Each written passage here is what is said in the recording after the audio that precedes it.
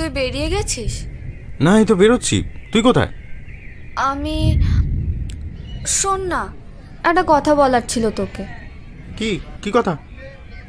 ওপাশ থেকে কিছুক্ষণ কোনো উত্তর আসে না। কিছু একটা আন্দাজ করেই আর প্রশ্ন করে না নিলয়। একটা ভারী দমকা বাতাস তাকে খবর দিয়ে যায় ওপাশের মানুষটার মন ভালো নেই। আমি মনে হয় আজ যেতে পারবো না রে। দমকা বাতাসটা আরো ঘন হয়ে ওঠে। মানে আমি তো রেডি হয়ে গেছি। আরে সে তো আমিও হয়েছি, এখন এই ড্রেসটা পরেই থাকবো, কিন্তু বাবা আমাকে কোনোভাবেই বেরোতে দেবে না রে। অদ্ভুত লোক মাইরি। নিলয় সামনে জুতোর র্যাকের উপর একটা জোরালো ঘুষি মারে। এরকম পুজোর দিনেও মেয়েকে আগলে বসে থাকবে? তোর আমি আগেই জানতাম এরকম একটা বাবাল হবে। একে তো বাবা এত কনজারভেটিভ, পুজোর দিনে ছেলে মেয়েদের বাইরে বেরোনো একদমই পছন্দ করে না, তার উপর আকাশের এই অবস্থাতে আরোই বেরোতে দিচ্ছে না। কি করি বলতো? পাশেই ছোট জানলা দিয়ে আকাশের দিকে চায় নিলয়। আকাশের মুখটা গুম হয়ে আছে, যে কোনো সময় ঝাঁপিয়ে বৃষ্টি নামতে পারে। আকাশটাও যেন ইন্দিরার বাপের মতোই গুমটা মুখো। এই ভরা শীতকালে বৃষ্টি নামাতে হবে, তার উপরে আজই সরস্বতী পুজোর দিনে। আকাশ থেকে চোখ সরিয়ে নিচে তাকায় নিলয়। ওদের বাড়ির সামনেটা একটা ছোট্ট পার্ক আছে।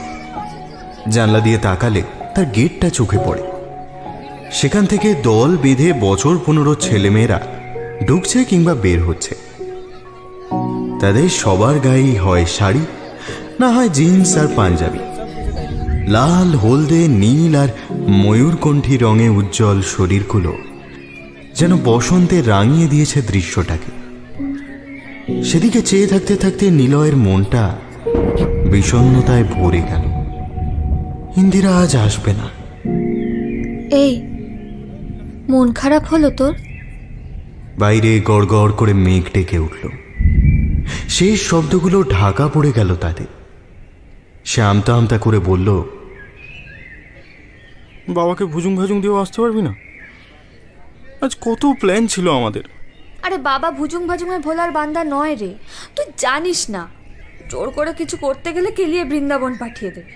তোর আমার পিঠের কালশিটে দাগগুলোর কথা মনে আছে? বেল্ট দিয়ে কেলিয়েছিল, এখনো ওঠেনি। কেলিয়েছিল কেন? আরে রাতে বাড়ি ফিরিনি, ফোন করে বলেছিলাম যে শরণ্যার বাড়িতে থাকবে। শরণ্যার মা নিজে বাবাকে ফোন করে বলেছিল, তখন অবশ্য কিছু বলেনি। বাড়িতে ফিরতেই ব্যাস উত্তম মধ্যম। অন্যের বাড়িতে যারা রাত কাটায় তারা নাকি ভদ্র মেয়ে না। বিড়বিড় করে কি যেন বলল নিলয়। সেটা ইন্দিরার কানে গেল না। পাঞ্জাবির পকেট থেকে একটা নিপুণ হাতে ভাঁজ করা কাগজ বের করে আনলো সে। তারপর ভাঁজ খুলে চোখের সামনে মেলে ধরল। কাগজে 1, 2, 3 করে একটা লিস্ট তৈরি করা আছে। একদিকের কলামে কিছু জায়গার নাম, তার ঠিক পাশে পাশে কিছু কাজের নাম। এটাই ওদের আজকের বাকেট লিস্ট। যেসব নিয়ম রোজ মেনে চলতে হয়, আজ তাদের মধ্যে কয়েকটা ভেঙে ফেলবে ওরা। আজ নিয়ম ভাঙার দিন। সারা দিনে বাইরে ঘুরে কিছু নির্দিষ্ট জায়গায় কিছু নির্দিষ্ট কাজ করবে বলে ঠিক করে রেখেছিল। আপাতত সেই সাদা কাগজের উপরে ভারী মেঘ ঘনিয়ে এসেছে। এই কাগজটার কি করি এবার? ফেলে দি? কয়েক সেকেন্ড চুপ করে থাকে উপাসের মানুষটা, তারপর বলে, শোন না, মন খারাপ করিস না প্লিজ। আমার ওকে ভালো লাগছে বল। আচ্ছা শোন, আমার না একটা মাস্টার প্ল্যান আছে। কিরকম প্ল্যান? এমন সময় ইন্দিরার গলার আওয়াজের সঙ্গে মিশে একটা দরজা খোলার শব্দ পাওয়া যায়। তড়িঘড়ি সে বলে ওঠে, এই শোন না, বাবা আসছে, একটু পরে ফোন করছি।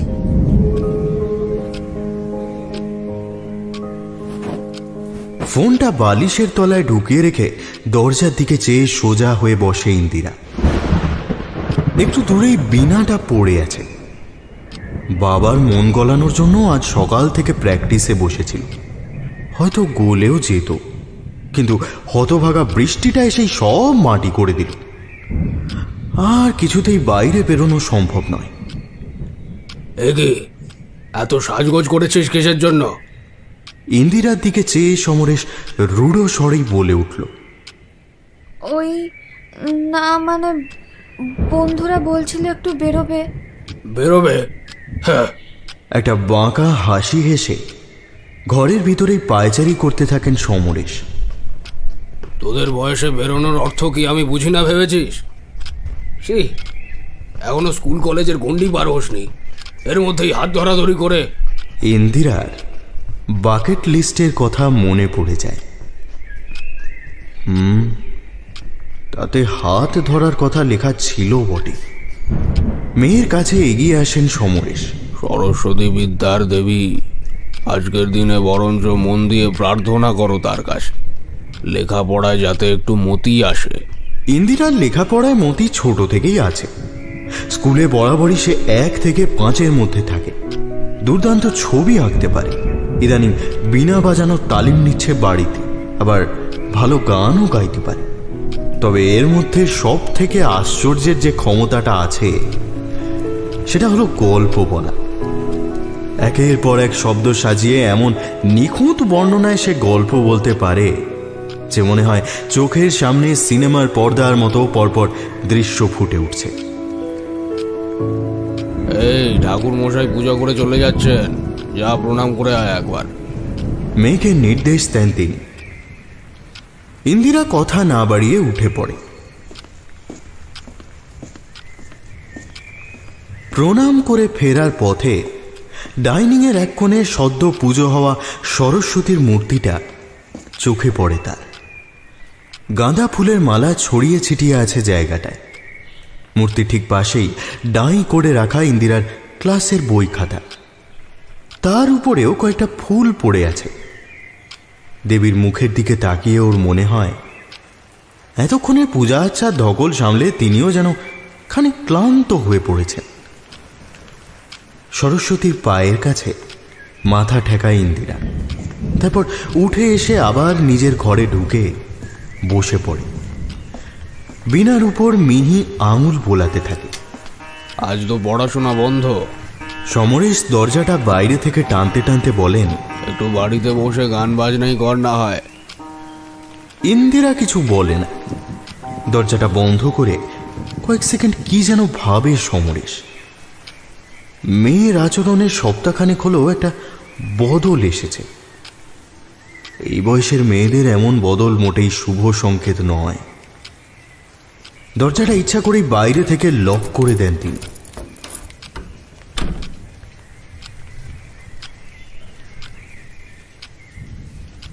কি বুড়ো চলে গেছে? প্লিজ নিলয়, বাবা হয় আমার। হ্যাঁ, বেল্ট দিয়ে পিটিয়ে মেয়ের গায়ে কালশিটে ফেলে দেয়। শালা এই কেমন বাপ? সবার বাড়ির লোকজন একরকম হয় না নিলয়। আচ্ছা ওসব ছাড়, তুই কোথায় আছিস এখন? রাগে গোজগোজ করে নিলয়। রাগটা ঠিক কার উপর সে নিজেও বুঝতে পারে না। কোথায় আর যাও, পাঞ্জাবি পরেছিলাম, ধরা চুলো সব খুলছি। আরে না না শোন। বাধা দিয়ে ওঠে ইন্দিরা। তোকে কিচ্ছু খুলতে হবে না, তুই আমাদের বাকেট লিস্টটা ফলো কর। ঠিক যেখানে যেখানে যাওয়ার ছিল। তুই আসছিস? চকিতে প্রশ্ন ভেসে আসে। না রে, কি করে যাব বল, বাইরে থেকে লক করে গেছে। তাহলে আমি গিয়ে কি করব? পরের উত্তরটা আসে প্রায় আধ মিনিট পরে। আচ্ছা আমি বলছি শোন, গিয়ে একটা নিরিবিলি জায়গা খুঁজবি, আর সেখানে বসে আমাকে ফোন করবি।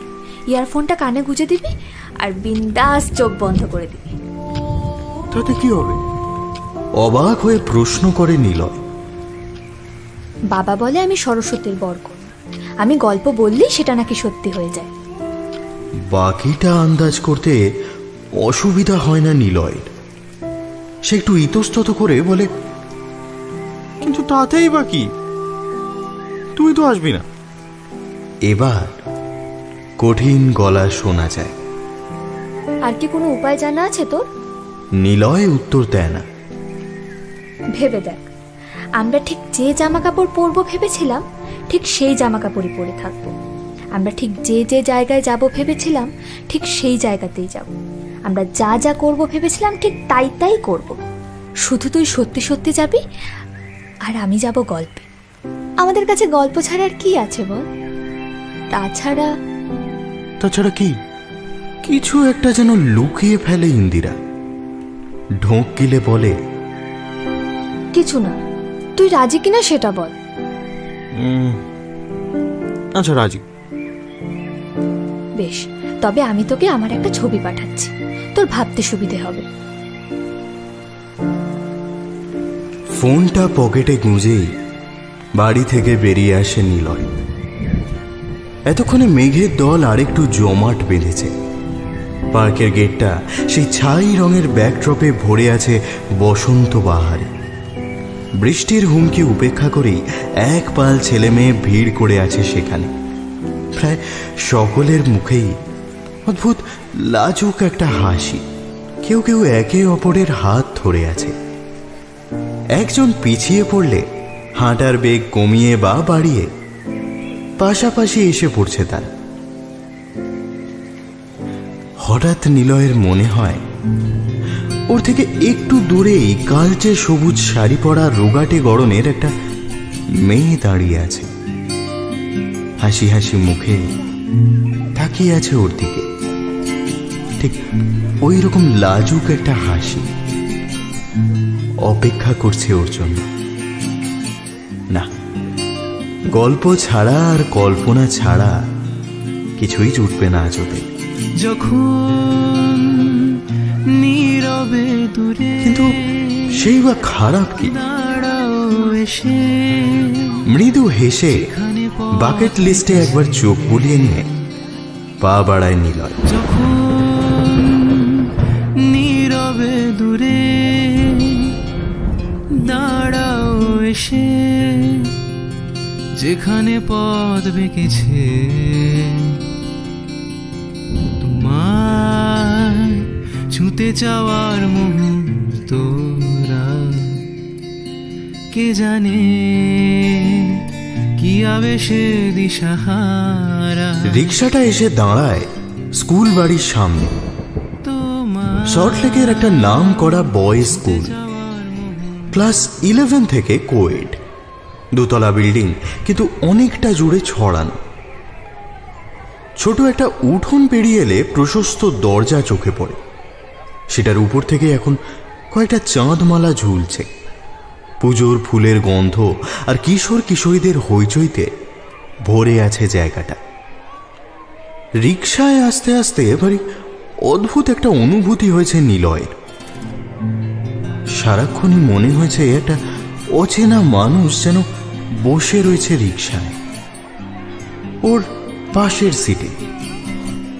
মিহি মেকআপ আর রাতে ফোটা সাদা কোনো ফুলের গন্ধ যেন তাড়া করেছে ওকে সমস্ত পথ। ব্যাপারটা এতটাই প্রবল যে রিকশার একদিকে সেঁটে বসেছিল।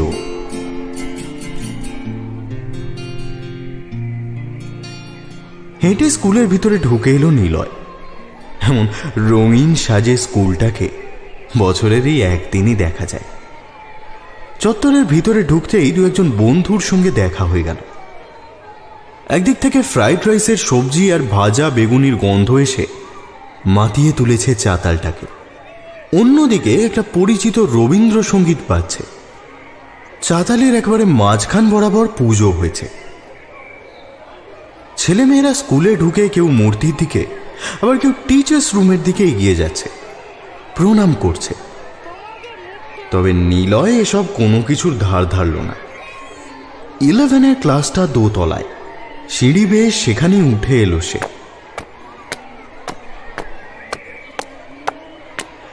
বাকেট লিস্টে এটাই তাদের ফার্স্ট টার্গেট, 11A ক্লাসরুম। ক্লাসরুমটা আপাতত ফাঁকা। ভিতরে ঢুকে একটা বিশেষ বেঞ্চের দিকে এগিয়ে গেল নিলয়।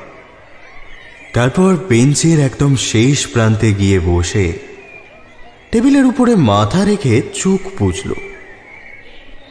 আচ্ছা, এবার বল, এখানে আসবি বলেছিলিস কেন? মাথা তুলে একটু হাসলো নিলয়। ইন্দিরা দাঁড়িয়ে আছে ওর সামনে। এটা তো ক্লাসরুম, এখানে তো রোজই দেখিস আমাকে। আজ তো দেখার জন্য আনিনি, পাশে বসার জন্য এনেছি। এই যে এক্স্যাক্টলি এইখানে। পাশে? ব্যাপারটা ভাবতে গিয়ে হেসে ফেলে ইন্দিরা। 11-এ ওরা একই সেকশনে পড়ে বটে, কিন্তু স্কুলের কড়া নিয়ম। ক্লাসরুমে দুপাশে 2 সার বেঞ্চ, মাঝখানে আইল। এক পাশে ছেলেরা বসে, অন্য পাশে মেয়েরা। এই নিয়মটা নিয়ে এতদিন কোনো অসুবিধা ছিল না নিলয়, কিন্তু ইন্দিরা 11-এ জয়েন করার পর ব্যাপারটা একেবারে ভালো লাগে না ওর। বাকেট লিস্ট বানানোর আগে এই ব্যাপারটাকেই সব থেকে বেশি গুরুত্ব দিয়েছিল। এই ছোট ছোট বেঁধে রাখা নিয়মগুলো ভেঙে ফেলা। আজ একসঙ্গে একই বেঞ্চে বসলে কেউ কিচ্ছু বলার নেই। নিয়ম ভাঙায় এক বিজাতীয় আনন্দ আছে। ওর পাশে এসে বসে পড়ল ইন্দিরা। চুলগুলোকে বিছিয়ে নিল পিঠের পেছনে। দুজনের কেউ আর কোনো কথা বলল না। এতক্ষণে বাইরে ফোঁটা ফোঁটা বৃষ্টি নেমেছে। ওদের ক্লাসরুমের একদিকের দেওয়াল জোড়া, লম্বা কাঁচের জানলা। সেখান থেকে বাইরের পিচের রাস্তাটা দেখা যায়। সেদিকে চেয়ে নিলয় বলল, যখন বাড়ি থেকে বেরিয়েছিলাম তখন সত্যি খুব রাগ হচ্ছিল বৃষ্টির উপর। এখন বুঝছি বৃষ্টিটারও আমাদের মতোই একটা এজেন্ডা আছে। কিরকম এজেন্ডা? ওর দিকে মুখ ফেরায় নিলয়। আরে কিরকম মানে? তুমি যতই বড় ঘুঘু হও না কেন, বৃষ্টি পড়লে তোমাকে নিয়ম পাল্টাতেই হবে। ছাতা, রেনকোট এসব নিয়ে বেরোতে হবে। যদি রাস্তায় থাকো তাহলে শেডের তলায় গিয়ে দাঁড়াতে হবে। ছাদ থেকে অসময়ে জামা কাপড় তুলে আনতে হবে। বৃষ্টির থেকে বেশি নিয়ম ভাঙার আর কি আছে বল? তার উপরে শীতের বৃষ্টি, ভাব। কথাটা বলেই কি যেন মনে পড়ে ইন্দিরা। আচ্ছা, তোর মনে আছে আমাদের প্রথম দেখা? সেদিনও বৃষ্টি হয়েছিল। নিলয় হাসে। কাক ভেজা হয়ে ক্লাসে ঢুকেছিলি সেদিন। চুলগুলোর যে কি অবস্থা হয়েছিল। তুই চুলের কথা ভাবছিস? আরে আমার ঠান্ডা লাগার ধাত আছে রে। এদিকে সেদিন স্কুলের প্রথম দিন, ছুটতে ছুটতে স্কুলে ঢুকে বর্ষার প্রথম বৃষ্টি ছিল সেদিন। দোতলার ক্লাসরুমেও মাটির গন্ধ আসছিল। আর তোর চুল থেকে টপটপিয়ে জল পড়ছিল। অন্য কোনো দিকে মন ছিল না তোর। আমারও অন্য কোনো দিকে মন ছিল না। চুলগুলো এক হাতে ধরে বসার মতো একটা ফাঁকা বেঞ্চ খুঁজছিলি তুই। ভীষণ অস্থির চোখ দুটো। আমাকেও কেমন একটা অস্থিরতা ঘিরে ধরছিল। ছোটবেলা থেকে দেখে আসছে এই ক্লাসরুমটা, অথচ মনে হলো এভাবে কোনো দিন দেখিনি। এরপর যত দিন এই ক্লাসরুমে আসবো আমি ওই মুহূর্তটাকেই খুঁজবো। আমিও খুঁজব। এতগুলো ড্যাবডেপিয়ে চেয়ে থাকা ছেলেদের চোখের মধ্যে শুধু তোর দুটো চোখ। আচ্ছা, তোর পাশের বেঞ্চটা ফাঁকা ছিল না সেদিন, না রে? ফাঁকা থাকার নিয়ম ছিল না। সেদিনই ভেবেছিলাম, জানিস, আজকে দিনটা আসবেই একদিন, যেদিন আর কোনো নিয়ম থাকবে না। নিলয় হঠাৎ অনুভব করে ওর হাতের লোমগুলো দাঁড়িয়ে গেছে। ওর দুটো চোখ বন্ধ, অথচ মনে হচ্ছে যেন একটা আলগা হাত অজান্তেই সরে এসেছে ওর হাতের কাছে। এত নিস্তব্ধ হয়ে গেছে চারপাশে, বিপরীতে বসে থাকা মানুষটার চোখের পাতা ফেলার শব্দও বুঝি শোনা যাবে, এবং সেই শব্দের অনুপস্থিতি বলে দিয়ে যায় সে চোখের পাতা পড়ছে না। সে এক দৃষ্টে চেয়ে আছে নিলয়ের মুখের দিকে। নিলয়, বল। আমার মা কাকিমারা বলে প্রথম প্রেম নাকি কারোর টেকে না। আজ থেকে 10 বছর পর যদি আমরা আর একসাথে না থাকি, যদি যদি আর সারা জীবন একসাথে থাকা না হয়। নিলয় চোখ বুজেই হাসে। তুই তো এখনো আমার সঙ্গে নেই। আরে ধুর, সেই থাকার কথা বলছি না। যদি যদি আমরা গল্পগুলো থেকে যাবে। তুই শোনাবি আমাকে গল্পগুলো এইভাবে, আবার ফিরে আসবো আমরা। একটা ঘন দীর্ঘশ্বাস কানে আসে। তুই কত সহজেই সবকিছু মেনে নিস, আমার তো ভাবতেই কেমন লাগছে। তাহলে ভাবিস না। আর শোন, তো মা কাকিমাদের বলে দিস কি বলবো? এই পৃথিবীতে সবকিছু নিয়ম মেনে হয় না। কথাটা বলেই নিলয় অনুভব করে ওর মুখের উপরে একটা ছায়া ঘন হয়ে এসেছে, যেন ওর মুখের উপর জানলা দিয়ে আসা বৃষ্টির ছাট ঢেকে দিয়েছে অন্য একটা মানুষের মুখ। একটা হাত তুলে ধরে সেই মুখটা স্পর্শ করতে চায় সে। চোখ খোলে।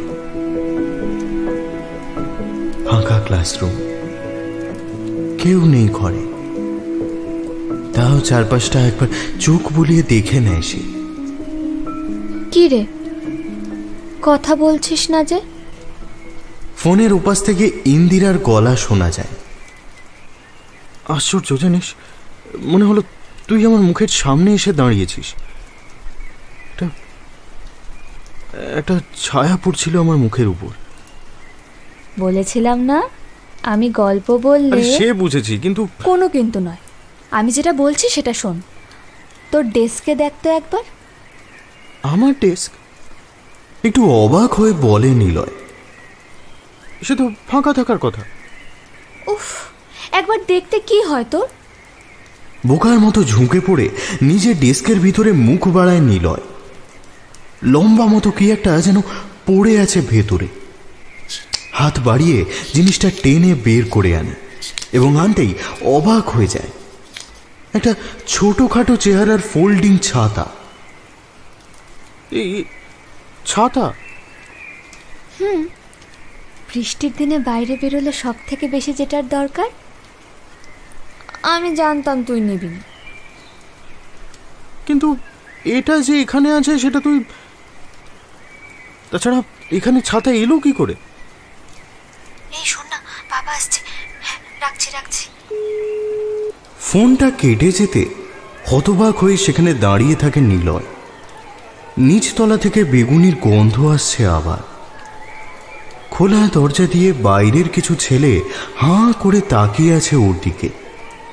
ও যে ক্লাসরুমের ভেতরে একা একা এতক্ষণ চোখ বন্ধ করে বসেছিল, সেটা দেখেই মনে হয় অবাক হয়েছে ওরা। কি যেন একটা মনে হয় নিলয়। এতক্ষণ সত্যিই যেন চোখের সামনে দেখতে পাচ্ছিল ইন্দিরাকে। এখন আর নেই সে কোথাও। একটা মানুষের সঙ্গে সারা দিন কাটানোর পর তার বলে কয়ে বাড়ি চলে যাওয়ার মুহূর্তে ধুলোটে বাতাসে মিলিয়ে যাওয়ার মধ্যে ভীষণ তফাৎ। নিলয়ের মনে হলো এতক্ষণ যেন সে এখানে ছিলই না। হঠাৎ করেই ছাদ ফুঁড়ে অন্য একটা পরিবেশে এসে নেমেছে। একই রকম রবীন্দ্রসঙ্গীতের সুর ভেসে আসছে। বৃষ্টির শব্দ, স্কুলের গন্ধ, কাটা ফল আর জলে ভেজা ফুলের গন্ধ, সব একই আছে। কে জানে শুধু একটা মানুষের থাকা না থাকা সব কিছুর মধ্যে কত তফাৎ করে দেয়, তাই না? আমি ও ছুটে যাই সে গভীরে, আমি ওধে যাই কি নিবিড়ে, তুমি কি মরিচিকানা ধ্রুব তারা, তোমার ছুঁতে চাওয়ার মুহূর্তরা, কে জানে কি আবেশে দিশাহারা।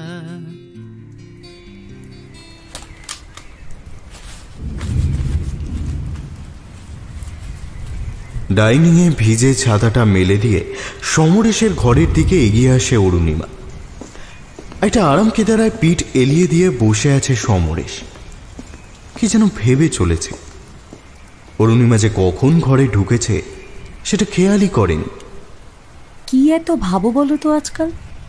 সমরেশ মুখ ফিরিয়ে একবার স্ত্রীকে দেখে নিয়ে আবার মুখ ঘুরিয়ে নেন। মেয়েটাকে নিয়েই চিন্তা হচ্ছে। কদিন থেকে কি যেন হয়েছে ওর। কি হয়েছে মানে? এই বয়সে যা হয় সাধারণত, কোচিং থেকে দেরি করে ফিরছে, ক্লাস হোক না হোক স্কুল যাওয়ায় বাড়তি উৎসাহ। তোমার কথাতেই কোয়েট স্কুলে ভর্তি করলাম, এখন বুঝছো তো। সারা জীবন মেয়েকে অমন কোলে করে আটকে রাখা যায় না, বুঝলে? তাহলে ছেড়ে দাও। অরুণিমা দীর্ঘশ্বাস নেন একটা। চেয়ার ছেড়ে উঠতে যাচ্ছিলেন, সমরেশের কঠিন গলা শোনা যায়। যা পারে করুক আর কি, কিন্তু আমি যদি জানতে পারি আমার চোখের বাইরে মেয়ে কোনো বাঁদরামি করছে, আমি কিন্তু ছাল তুলে নেব ওর।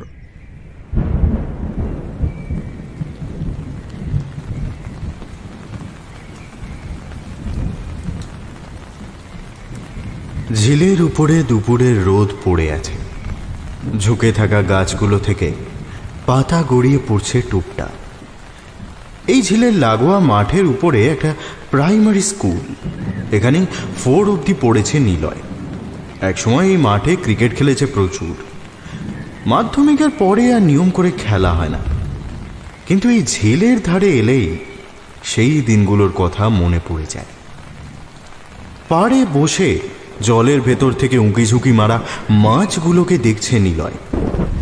ওর ঠিক পাশেই বসে আছে ইন্দিরা। স্পর্শ লাগছে না একবারও। এই ছাতাটা উফ, এটা ছাড়া আর প্রশ্ন নেই না? বিরক্ত হয় ইন্দিরা। কাল আলপনা দিতে গেছিলাম স্কুলে, তখনই রেখে এসেছি। হয়েছে? আমি জানতাম তুই ছাতা নিয়ে বেরোবি না। কিন্তু তুই কি করে জানলি বৃষ্টি হবে? অদ্ভুত দৃষ্টিতে নিলয়ের দিকে তাকায় ইন্দিরা।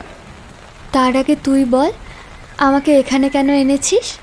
কি আছে এখানে?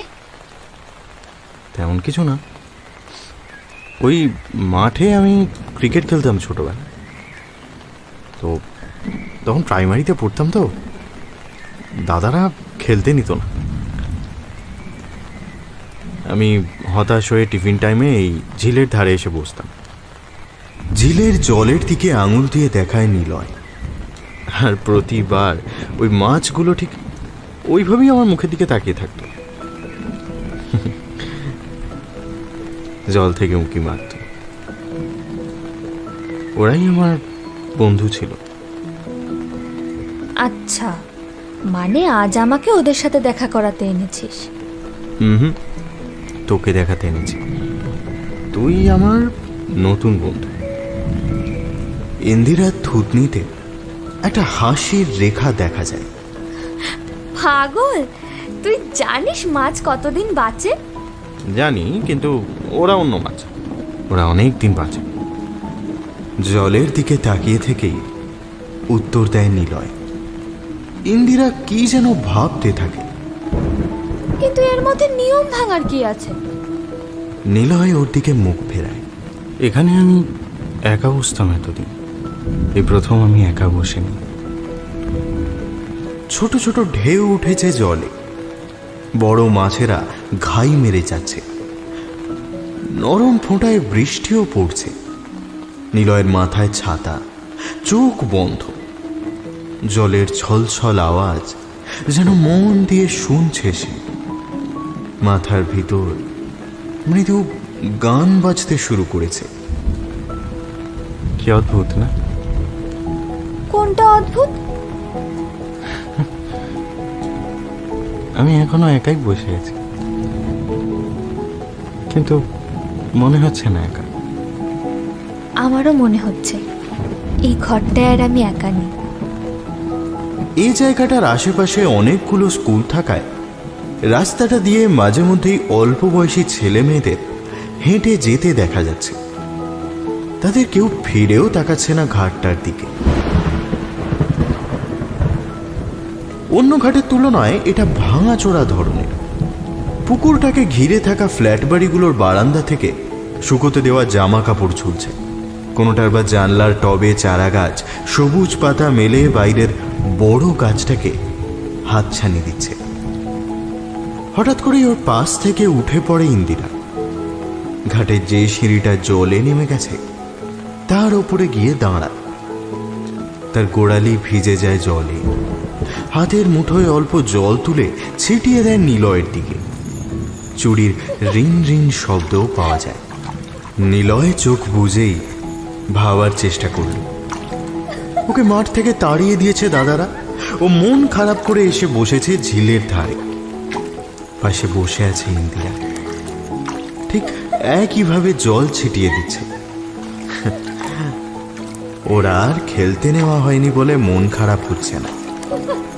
এই যে ব্যাকরণের ছক ভাঙা কিছু একটা আছে ইন্দিরার মধ্যে, জীবনের সমস্ত শূন্যস্থান ওকে দিয়ে পূরণ করা যায়। আরো কত না পাওয়া জমে আছে শৈশব জুড়ে। মাঝে মাঝে আমিও ভাবি, জানিস, কি ভাবিস?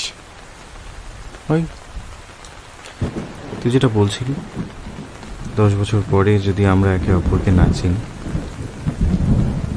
কলেজ, ইউনিভার্সিটি, চাকরি, কত কিছু আসবে জীবন, যদি আমরা অন্যরকম হয়ে যাই, তখন হয়তো তোর বাড়ি এত কনজারভেটিভ থাকবে না। আমি বৃষ্টির দিনে বেরোলে ছাতা নিয়েই বেরোবো, কিন্তু নিলয়ের মনে হয় ওর পকেটে হাত ঢুকিয়ে কি একটা বের করে আনলো ইন্দিরা, সেই বাকেট লিস্টটা। তারপর সেটাও কোলের উপর ফেলে বলল, তাহলে লিখে রাখ এখানে, আজ থেকে 10 বছর পর এই সরস্বতী পুজোর দিনে এই পুকুর পাড়েই আমরা এসে বসবো। ব্যাস, আর তাতেই হয়ে যাবে। না তো? ইন্দিরা মাথা নাড়ে। শুধু সেদিন আর আজকের মাঝের এই 10টা বছর যত্ন করে রাখতে হবে কাগজটাকে। যেমন আজ আমি আসতে পারিনি বলে ফেলে দিসনি, তেমনি কোনো দিন রাগের মাথায় ফেলে দেওয়া চলবে না। না, কখনো ফেলবো না। ইন্দিরার কাঁধে মাথা রাখে নিলয়। সিমেন্টের বেঞ্চেরই একটা ঠেকনায় এসে নামে ওর মাথাটা।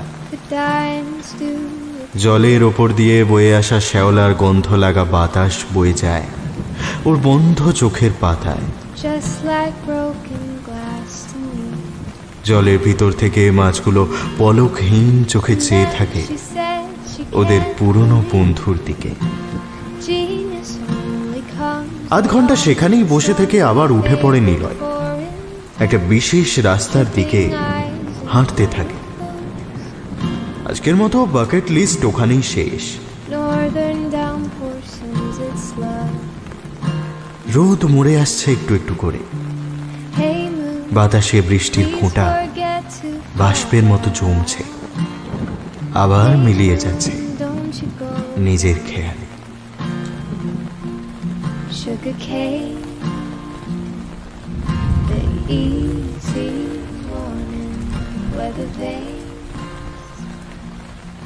এসে গেছিস জায়গা মতো? হ্যাঁ, এসে গেছি। বেশ, এবার চোখ বুঝ। এবার কিন্তু চোখ বন্ধ করলো না নিলয়। ওপাশ থেকে প্রশ্ন ভেসে এলো, কি হলো তোর? চোখ বন্ধ করিসনি? না,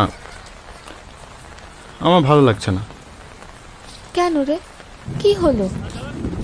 একটু বিরক্ত হয় নিলয়। আজ সারাদিন আমার তোর সঙ্গে কাটানোর কথা ছিল, এদিকে একবার তোকে চোখের দেখা পর্যন্ত দেখতে পাইনি। কি করব বল, আমি তো ইচ্ছে করে। জানি, কিন্তু এখন যেটা করতে হবে সেটা তুই সামনে না থাকলে হবে না। ইন্দিরা বোঝে না কি উত্তর দেবে। একটা অসহায়তা ঘিরে ধরছে ওকে। টেবিলের উপরে রাখা ঘড়ির টিক টিক শব্দটা ক্রমশ অসহ্য লাগতে শুরু করেছে।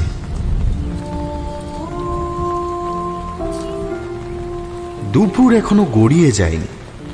কিন্তু তার মধ্যেই আকাশে জমাট মেঘ আর সেই মেঘ বয়ে নেমে আসা বৃষ্টির ফোঁটাগুলো যেন এখনই বিকেল নামিয়েছে চারদিকে। আর একটা দিন শেষ হয়ে গেল।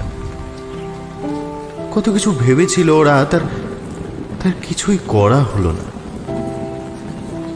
এমন একটা দিন আবার কবে ফিরে আসবে জীবনে?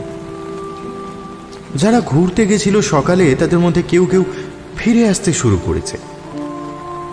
ইন্দিরার মনে হয় একটা ভাঙা মেলার মাঝের রাস্তা ধরে দৌড়াতে দৌড়াতে কাকে যেন খুঁজে চলেছে, কিন্তু একটা মানুষেরও দেখা পাচ্ছে না। চোখ থেকে দুফোঁটা জল নেমে আসে ওর। সেটা আন্দাজ করতে পারে নিলয়। গলাটা নরম করে বলে, আচ্ছা সে ঠিক আছে, পরে একদিন হবে। আমি চোখ বুঝি, তুই শুরু কর। করব একটু পরে। পরে? তাহলে এখন কি করব? ওপাশ থেকে উত্তর আসে না। তার বদলে ফোনটা কেটে যায়। মনটা খারাপ হয়ে যায় নিলয়ের। ছাতার শিক চুইয়ে ওর চারপাশে গোল করে জল পড়ছে। ওর ঠিক পেছনেই একটা লম্বা গাছ। ছোট থেকে এই গাছটাকে ঠিক এখানেই দেখে আসছে। গাছটার পায়ের কাছ থেকে একটা মাঠ শুরু হয়েছে। প্রতি বছর ফেব্রুয়ারি নাগাদ এই মাঠে একটা মেলা হয়। এবারেও হয়েছিল। মাঠের গা ঘেঁষে লম্বা মেইন রোড। কোচিং থেকে ফেরার সময় এই রাস্তা ধরেই দুজনে ফেরে, কিন্তু একসঙ্গে নয়। ইন্দিরাকে কোচিং থেকে নিতে গাড়ি আসে, নিলয় ফেরে রিক্সা ধরে। দুজনে একই দোকানের সাইনবোর্ড দেখে, একই বাচ্চাদের খেলতে দেখে মাঠে। ভাঙা মেলা, পড়ন্ত ধুলো, রাস্তার ধারে শুয়ে থাকা একই ভিখারি ওদের দুজনকে দেখেই হাসে। কিন্তু এই রাস্তায় একসঙ্গে হাঁটা হয় না ওদের। আজ তাই এখানেই দুজনে হাঁটবে বলে ঠিক করেছে। আজ রাস্তাটা অন্য দিনের থেকে ফাঁকা। ছুটির দিন, গাড়ি ঘোড়া এমনিতেই কম। তার উপরে এখন বেশ বড় বড় ফোঁটায় বৃষ্টি নেমেছে। আরো দুবার কল ব্যাক করলো নিলয়, কিন্তু ফোনটা ধরল না কেউ। বোধহয় মাথা গরম হয়ে গেছে ইন্দিরার। না, এরকম সুন্দর একটা দিনে অভিযোগ করে মাথাটা গরম না করালেই ভালো হতো। আজ রাস্তার ধারে সেই ভিখারি উধাও। ক্ষুদিরামের চালের দোকান, মনোরমা সাইকেল রিপেয়ার আর মা মনসা স্টেশনারি সাইনবোর্ড কাক ভেজা হচ্ছে অবিশ্রান্ত বৃষ্টির ধারায়।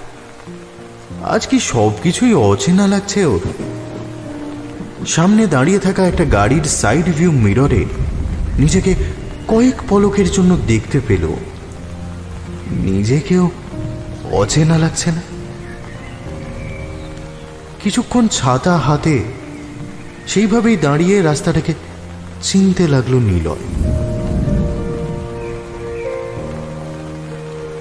হঠাৎ বেজে উঠল ফোনটা। ইন্দিরা কল করছে আবার। কানে চেপে ধরেই প্রশ্ন করল সে, কোথায় ছিলি তুই? কোথাও না। আমি এখন এখানেই দাঁড়িয়ে আছি। জানতাম তুই থাকবি। আচ্ছা দাঁড়া, বাস স্ট্যান্ডে গিয়ে বসি। ছাতা মাথায় চোখ বুজে দাঁড়িয়ে থাকলে আবার। না না, যেতে হবে না, দাঁড়া। মানে এখানেই দাঁড়িয়ে থাকবো? আবার উত্তর নেই। রাস্তারই একদিকে সরে আসে নিলয়। চারপাশটা আর একবার দেখে নেয়। সত্যি এবার মুষলধারে বৃষ্টি নেমেছে। 1 মিটার দূরের দৃশ্যই অস্পষ্ট হয়ে গুলিয়ে যাচ্ছে। নিলয় চোখ বুজে। ও পাশে এখনো নিস্তব্ধতা জমাট বেঁধে আছে। আচ্ছা বুঝেছি, বল এবার। আচ্ছা বল, এখানে কেন এসেছি আমরা? এই রাস্তা ধরে আমরা রোজ বাড়ি ফিরি। আজ একসঙ্গে ফিরব। আচ্ছা চলে আয়। আওয়াজটা এসেছে সামনে থেকে। নিলয় ইন্দিরার দিকে চেয়ে হাসল। দুপা এগিয়ে গেল ওর দিকে। এখনো ছাতার উপরে বৃষ্টির জল পড়ার শব্দ। বৃষ্টির ফোঁটায় নিলয় দেখতে পাচ্ছে না রাস্তাটা কোথায় গিয়ে মিশেছে। ওই যেখানেই যাক না কেন আর কিচ্ছু যায় আসে না। ঠান্ডা লাগছে ভীষণ, চলো হাওয়ার ধাক্কা এসে লাগছে নাকে মুখে। শোন, 3টের মধ্যে এই আইডিয়াটা একদমই ভালো না। ইন্দিরার সামনে চোখ রেখেই বলে, ভালো না কেন? তোর মনে নেই আগের মাসে আমাদের গাড়ি খারাপ হয়ে গেছিল? আমরা একসঙ্গে এই পথেই অনেকটা হেঁটেছিলাম, মাঝ রাস্তা থেকে আলাদা রিক্সায় উঠেছিলাম রে। তোর সে তো সঙ্গে বন্ধুরা ছিল। তাতে কি? শোন, এর মধ্যে নিয়ম ভাঙার কিছু নেই। তাহলে তাহলে কি? অবাক হয়ে তাকায় ইন্দিরা। এই বৃষ্টিতে ভেজা রাস্তায় কনকনে হাওয়ার ঝাপটার মাঝে সমস্ত পরিবেশটাকে ভীষণ কাল্পনিক লাগছে। আর ইন্দিরাকে এখন ঠিক ততটাই বাস্তব মনে হচ্ছে। ছাটে ভিজে যাচ্ছে তার দুলন্ত আঁচল, এক মাথা চুল বেয়ে পড়ছে জলের ফোঁটা, ডাগর চোখের কোল ঘেঁষা কাজলটুকুনি ঠিক ততটাও নিখুঁত নয়। এতটা বাস্তব আগে মনে হয়নি ওকে। নিয়ম ভাঙতে হবে। আচমকাই নিলয়ের হাতটা নিজের হাতে নিয়ে নেয় ইন্দিরা। উষ্ণ স্পর্শে চমকে ওঠে নিলয়। এমনটা তো এর আগে হয়নি। এতক্ষণ ইন্দিরার কথা শুনতে পেয়েছে ও, বর্ণনার মাধুর্যে কল্পনা করে নিয়েছে, কিন্তু স্পর্শ তো করতে পারেনি। এও কি সম্ভব? ও তো এখন চোখ বুজে একটা ফাঁকা বাস স্ট্যান্ডে বসে রয়েছে, আশপাশে কেউ নেই। চোখ খোলার চেষ্টা করলো কিন্তু খুলল না। চোখ খোলাই রয়েছে ওর। তার মানে থেমে গিয়ে ঘুরে দাঁড়িয়ে ইন্দিরার সামনে দাঁড়ালো। অন্য হাতে ওর আরেকটা হাত চেপে ধরল। তুই সত্যি, তুই কি করে? হঠাৎই ভারী অপ্রস্তুত দেখালো ইন্দিরাকে। হাঁ হয়ে যায় নিলয়। তুই বিশ্বাস কর, আমি এর থেকে অনেক ভালো করে শাড়িটা পরেছিলাম রে, কিন্তু দোতলার ব্যালকনির পাইপ বেয়ে নামতে গিয়ে। পাইপ বেয়ে? কি করব বল, বাবা বাইরে থেকে দরজাটা লাগিয়ে দিয়েছে। ব্যালকনি দিয়ে নামা ছাড়া আমার কাছে আর কোনো উপায় ছিল না। নিলয় এতক্ষণে খেয়াল করে ইন্দিরার জামা কাপড়ের নানা জায়গায় কাদার ছোপ লেগে আছে। মুখ থেকে মেকআপ উঠে গিয়ে কেবল ঘন কাজল আর লিপস্টিকের আভাসটুকুনি রয়ে গেছে। কিন্তু তুই? নিলয় কোন প্রশ্নটা আগে করবে বুঝে উঠতে পারে না। ফিরে গেলে তোর বাবা যদি জানতে পেরে? ও এতক্ষণে জেনে গেছে। বাবা তো 8 ঘন্টা অন্তর অন্তর এসে দেখে যাচ্ছিল। এই প্রথমবার ইন্দিরার কাঁধের হালকা হয়ে যাওয়া দাগটার দিকে চোখ চলে যায় নিলয়। কত জোরে মারলে 1 মাস পরে ও দাগ থেকে যেতে পারে? ও নিজের বুকের ভিতরটাই দূর দূর করে ওঠে। মাথা খারাপ হয়েছে তোর? নিলয়ের গলা তিরস্কার আর সহমর্মিতার মাঝে কোনো অজ্ঞাত কাদা জলে ডুবে যায়। আজ নিয়ম ভাঙার দিন না, তাই এই নিয়মটাই তো মানবো কেন বল? ঝমঝমিয়ে পড়া বৃষ্টিতে ভিজতে থাকা মেয়েটার দিকে একটানা চেয়ে থাকে নিলয়। ও নিজের শরীরের নিচের দিকটাও ভিজতে শুরু করেছে রাস্তা থেকে ছিটকে আসা জলের ছাটে। নিষ্পন্দ মুহূর্ত হেঁটে যাচ্ছে দুটো মানুষের মাঝের ফুটখানেকের দূরত্বে। রাস্তা দিয়ে একটা সাইকেল ঘন্টি বাজিয়ে পার হয়ে গেল। দুটো ভেজা শালিক পাঁচিলের উপর বসে মাথা নেড়ে জল ছাড়ছে। পুরনো গাছটার পাতাগুলো বুক থেকে ট্রাফিকের কালো রং ধুয়ে মহানন্দে স্নান করছে। মাঠের উপরে দাঁড়িয়ে থাকা ভাঙা মেলার নাগরদোলাটা হাওয়া জলের ঝাপটায় অল্প একটু নড়ে উঠল। কেউ দেখল না ওদের। আজ কেউ ওদের দিকে নজর দেবানি। তুই এবার বল, কেন এসেছি আমরা এখানে? বললাম তো এই রাস্তা। না, ওগুলো সত্যি নয়। ভারী অস্বস্তি শুরু হলো নিলয়। আজ বাড়ি থেকে বেরোনোর সময় থেকে অস্বস্তিটা ঘিরে ধরেছে ওকে। ইন্দিরাকে এতদিন স্কুল ড্রেসে দেখে অভ্যস্ত সে। কখনো আঙুলের ফাঁকে পেন ছিল, থুতনিতে আনমনে লেগে যাওয়া কালির দাগ ছিল, চিরুনির কড়া শাসন অমান্য করা উস্কো খুস্কো চুল ছিল কপালের উপরে। বাবার ভয়ে তড়িঘড়ি বাড়ি ফেরার তাড়া ছিল, ক্লাসের ফার্স্ট গার্ল হওয়ার দায় ছিল। আজ ওর চোখের দিকে চেয়ে সেসবের কিছুই আর দেখতে পেল না নিলয়। বরঞ্চ কাজল ধোয়া চোখের কোণে এক অদ্ভুত জিজ্ঞাসা খেলা করে যাচ্ছে। যখন নীরবে এমন দুটো চোখ, যেই এলোমেলো হাওয়ার থেকেও তীক্ষ্ণ ফলায় এফোড় ওফোড় করে দিচ্ছে ওর মনের বাঁধন। নিলয়ের মুখ থেকে ভাষা হারিয়ে গেল। অস্বস্তিটা আরো বেশি করে ঘিরে ধরল। দাঁড়াও এসে যেখানে পথ বেঁকেছে। ঠিক এই সময়ে অদ্ভুত একটা কাণ্ড ঘটে গেল। ভাবনায় ডুবে গিয়ে নিলয়ের হাতের জোর আলগা হয়ে এসেছিল। দমকা হাওয়ায় আচমকাই কোথায় যেন উড়ে গেল ছাতাটা। কি আবেশে কিন্তু নিলয় যেন খেয়ালও করল না ব্যাপারটা। দুটো অপরিণত কিশোর কিশোরী ওদের রোজকার আসা যাওয়ার দেখা না দেখার ফুটপাথে দাঁড়িয়ে ভিজতে লাগলো অবিশ্রাম বৃষ্টির ধারায়। যখন রোদেরই কণা ধানেরই কখন যেন নিলয় অনুভব করলো বিছিয়ে দেয় ওর বুকের উপরে একটা মানুষ আশ্রয় নিয়েছে।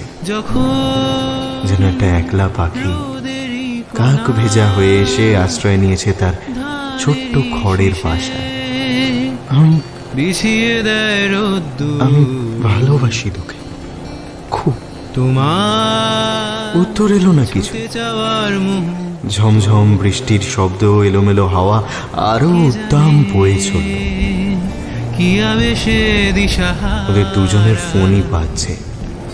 সেই সব শব্দ ডুবে গেল। তোমার পিচের রাস্তায় পড়া জলের ফোঁটার শব্দ আর নিলয়ের গলার কাছে ঘন নিঃশ্বাস। কে জানে বুকের উপরে কি আবেশে অচেনা নোনতা জলের স্পর্শ।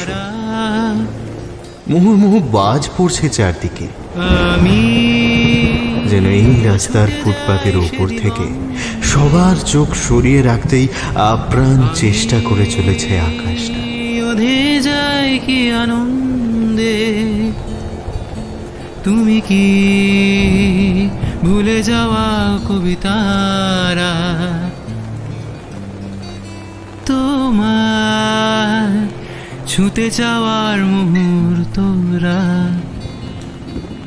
কে জানে কি আবেশে দিশাহারা। কতটা সময় কেটে গেছে দুজনের কারো খেয়াল নেই।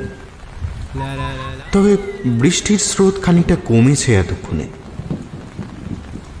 কুয়াশা সরে যাওয়া ভোরের মতো আবার দেখা যাচ্ছে দোকানের সাইনবোর্ডগুলো, আবার চেনা যাচ্ছে রাস্তাটাকে। শোন, আমি আসছি। সোজা হয়ে দাঁড়িয়ে কথাটা বলল ইন্দিরা, যেন নিজের মুখটা দেখাতে চাইছে না। মনে হলো এতক্ষণ একটা অদৃশ্য পর্দার মতো জলের ধারা তার লাজুক মুখটাকে ঢেকে রেখেছিল। এখন সেটা সরে যাওয়ায় সত্যিই লজ্জা পেতে শুরু করেছে। বিকেল ঢলে পড়েছে সন্ধ্যের দিকে। সব বাড়িতেই কি পুজো হয়েছে আজ? ফুলের গাছ নেই আশেপাশে, তাও মিষ্টি ফুলের গন্ধ আসছে। আরে কি উত্তর কে দেবে? এখন না, পরে দেব। কথাটা বলেই উল্টো রাস্তায় পা বাড়ালো ইন্দিরা। নিলয় আটকাতে যাচ্ছিল তাকে, নিজেকে সামলে নিল।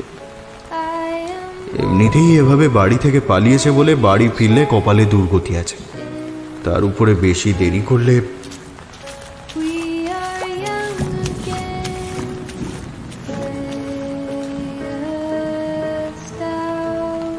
রাস্তার অপর প্রান্তে ইন্দিরার শরীরটা মিলিয়ে আসতে আরও কিছুক্ষণ সেইভাবে ভেজা শরীরে দাঁড়িয়ে থাকে নিলয়। ছাতাটা কোথায় উড়ে চলে গেছে কে জানে, আর হয়তো খুঁজে পাওয়া যাবে না। বুকের উপর এখনো যেন ইন্দিরার মাথার ওজনটা অনুভব করতে পারছে।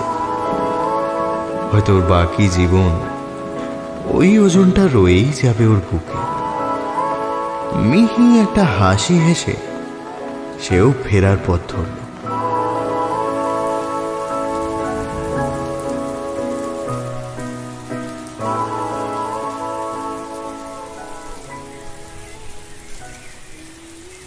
বাড়ির দরজা দিয়ে ঢুকে কাউকে দেখতে পেল না ইন্দিরা।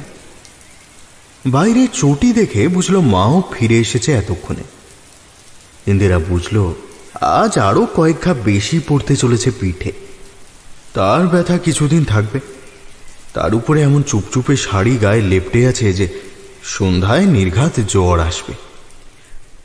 দোতলায় উঠে সে দেখল ওর ঘরের দরজা খোলা, তবে ঘর ফাঁকা। বাবা মায়ের ঘর থেকে চাপা কথাবার্তার আওয়াজ আসছে। ঠিক কি নিয়ে কথা হচ্ছে ইন্দিরা শোনার সাহস করল না। দ্রুত বাথরুমে ঢুকে শাড়িটা পাল্টে বাড়ির জামা পরে নিল সে। তারপর ভেজা চুলেই ঘরের দরজাটা ভেজিয়ে এসে বসল বিছানার উপর। বীণাটা এখনো পড়ে আছে ওর সামনে। ইন্দিরার বুকের ভেতরটা দূর দূর করছে, তাও সমস্ত শরীর জুড়ে খেলা করছে এক অদ্ভুত পরিতৃপ্তির রেশ। একটু দূরে আয়নাটার দিকে চোখ পড়লেই দ্রুত চোখ সরিয়ে নিচ্ছে ও। আজ রাতের গণধোলাইটার কথা ভেবেও ভয় লাগছে না এতটুকু। অবেলা স্নান করলি নাকি আবার? কখন বাবা ঘরে এসে দাঁড়িয়েছে বুঝতে পারেনি ইন্দিরা। কোথায় যেন হারিয়ে গেছিল সে। গলকণ্ঠটা ওঠানামা করলো বার দুয়েক। চুল ভিজলো কি করে তোর? শান্ত গলা সমরেশে। ওই একটু বাইরে গেছিলাম। ইন্দিরা বুঝতে পারছে যে কোনো সময় ওর গালে একটা সপাট চড় এসে পড়বে। তাই নাকি? কখন? না মানে একটু আগে। মাথা নিচু করে শক্ত মুখে উত্তর দেয় সে। এই শুনছ, এই ঘরে এসো একবার। উঁচু গলায় স্ত্রীকে ডাকলেন সমরেশ। হ্যাঁ বলো। তুমি বললে ও ঘরে আছে, এদিকে ও বলছে নাকি বাইরে বেরিয়েছিল। কথাটা শুনে একটু ভুরু কুঁচকে যায় মহিলা। সে কি, আমি তো এসে দেখলাম ও ঘরেই বসে আছে। কখন বেরিয়েছিলি তুই? ইন্দিরা কি বলবে বুঝতে পারে না। মা কি ওকে বাঁচানোর চেষ্টা করছে? মাই দরজা খুলে ফাঁকা ঘর দেখে বাবাকে গিয়ে মিথ্যে বলেছে। এই একটু বারান্দায় গেছিলাম, বৃষ্টির ছাটে। অজান্তেই মুখ দিয়ে মিথ্যেটা বেরিয়ে যায় ইন্দিরা। ও তাই বল। মহিলা হাসেন। আরে আমি তো তোকে ডাকতেই এসেছিলাম, কিন্তু এত সুন্দর বাজাচ্ছিলি বীণাটা। আমি বীণা বাজাচ্ছিলাম? ইন্দিরা দ্বিতীয়বার অবাক হয়ে যায়। মা ওকে বাঁচাতে চাইতে পারেন, কিন্তু এমন সোজা সবটা মিথ্যে বলবেন? দরজার দিকে পেছন করে। আহা, সে কি সুর!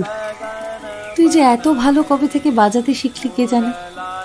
কোমল নিষাদ, সঘন বনমে মুরলানা আছে। বৃষ্টির সঙ্গে যে কি মানিয়েছিল, তাই আর বিরক্ত করলাম না। ইন্দিরার মুখে কথা ফোটে না।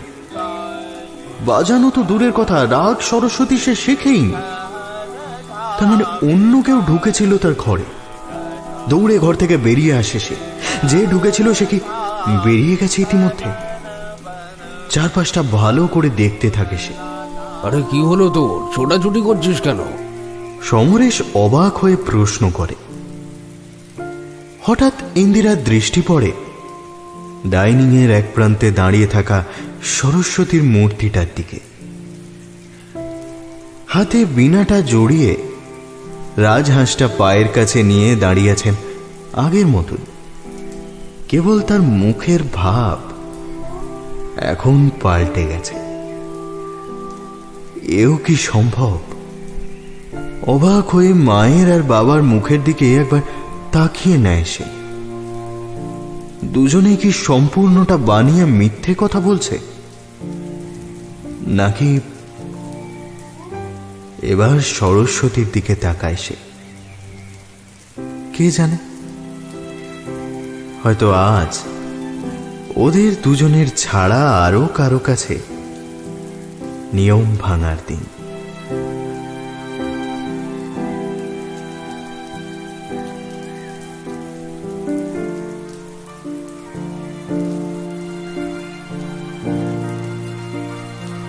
একটা চাপা সুর ভেসে আসে। ফোনটা বাজছে। জলে ভিজে একেবারে খারাপ হওয়া সিঁড়ির এক ধাপ উপরে দাঁড়িয়ে আছে ফোনটা। দ্রুত সেটা রিসিভ করে কানে চেপে ধরে নিলয়। তুই জাস্ট ভাবতে পারবি না আজ বাড়িতে যা হলো না। শুরু হয়ে গেছে তো এর মধ্যেই? আরে ধুস, ওসব কিচ্ছু না। মা বাবা পুরো গোল, কিন্তু তুই বিশ্বাস করবি না। তুই থাম তো, আমাকে উত্তর পর্যন্ত দিলি না, দুম করে চলে গেলি। নিলয়ের গলায় অসন্তোষ ঝরে পড়ে। সব কথার উত্তর দেওয়ার জন্য দাঁড়িয়ে থাকতে হয় না। সে আমিও জানি, কিন্তু চোখ বোঝ। আবার তোর কথাটা বলেও সত্যিই চোখ বুজে নিলয়। ওপাশ থেকে তেমন শান্ত গলাতেই নির্দেশ আসে, এবার পাঞ্জাবের পকেটে হাত দে, বাঁদিকের পকেটটাই কিন্তু। নির্দেশ মতো হাত ঢোকাতে আলগা কিছু একটা হাতে লাগে নিলয়। একটা কাগজ। সকালে বেরোনোর সময় তো এটা ছিল না। মানে একটু আগেই ইন্দিরা কাগজটা, সেটা খুলে চোখের সামনে ধরে নিলয়। ভেজা চুপচুপে হয়ে যাওয়া ছেঁড়া খাতার পাতায় বড় বড় অক্ষরে লেখা, আমিও ভালোবাসি ভীষণ। নিলয় হাসে। কোনো শব্দ হয় না সেই হাসিতে। তাও ওপাশ থেকে প্রশ্ন আসে, এই তুই হাসছিস কেন? মিহি কৌতুক মিশে যায় গলার স্বরা। আসলে নিলয় শোন না, বাবা আসছে, আমি তোকে একটু পরে ফোন করছি, দাঁড়া।